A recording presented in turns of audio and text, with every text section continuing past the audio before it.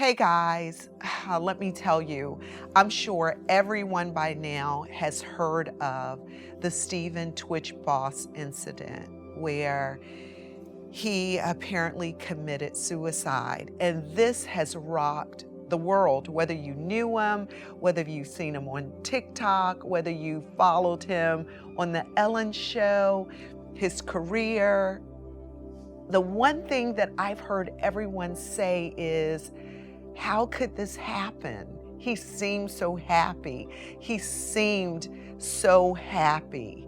And I know on the outside, we look at it and we say, man, he had a great wife, a great family, had children, had an amazing career.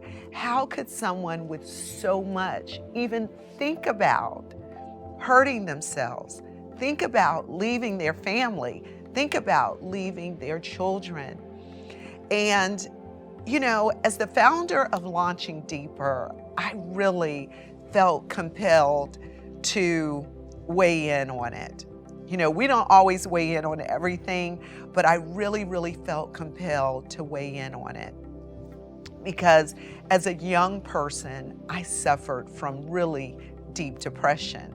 I will tell you, hey, when I was in school, in high school, my mother would call it melancholy. And when I would get down and depressed, she would always say, oh, Jackie, you're melancholy. Back then, they didn't have a word for it.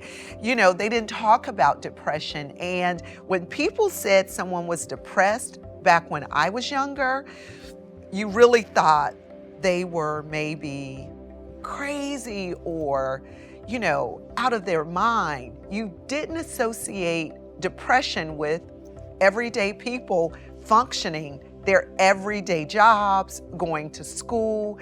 No one really looked at it like that.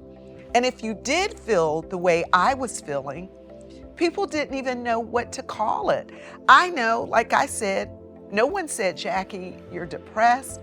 People said, oh, Jackie, you're melancholy.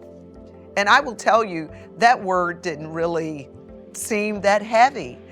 And then I entered college. Now, when I went to college, those same feelings of being melancholy showed up so much different. I didn't want to get out of bed. I didn't want to go to class. And as someone who is a Bible believer and who loved the Lord and who went to Sunday school when I grew up, the Bible started to talk to me. I started to read scriptures about people being cursed and not understanding fully that you can read the Bible, but you can also, if you're not looking at it through the lens of Jesus, if you're not looking at it through the lens of the Lord, and the revelation of God, you start to look at it through the lens of your own eyes. And that's what I started to do. So I started to really hone in on those scriptures about people being cursed and how God would curse certain people. And that's what I started to feel about myself. And I will tell you, I went into a deep depression to the point where I wanted to end my life. And I will tell you, people would look at me and say, wait a minute, you have everything. You have a free ride to one of the prestigious schools in the state of Virginia. You have a loving family. Yes, I'm the youngest of 9 children. You have a mother and father that adore you and that support you. You're in this great engineering program and you're flourishing, top of your class, doing exceptional. But yet inside, I was depressed. I felt cursed. I felt that I didn't have anything to live for.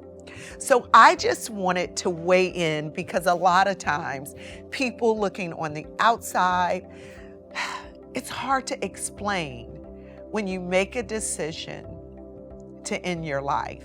It's hard to explain people that never had those thoughts, people that never questioned their existence, their purpose, their calling, people that never ever had, like I said, those thoughts of actually ending their lives, it is difficult for people to understand. How could you go there? How could you do it? But I just wanted to weigh in to say, it's real, people. Depression is real. You can walk around every day with a smile on your face. You can walk around every day with everything that looks like it's handed to you on a silver platter and still have a form of emptiness. We're going to talk about this more, but I just wanted to, from my perspective of a person that did go through depression, that you know what? It's possible. But we have to change that narrative. We have to start talking more about it. We have to stop feeling ashamed about it. And we have to start shedding light on what I feel is a silent killer.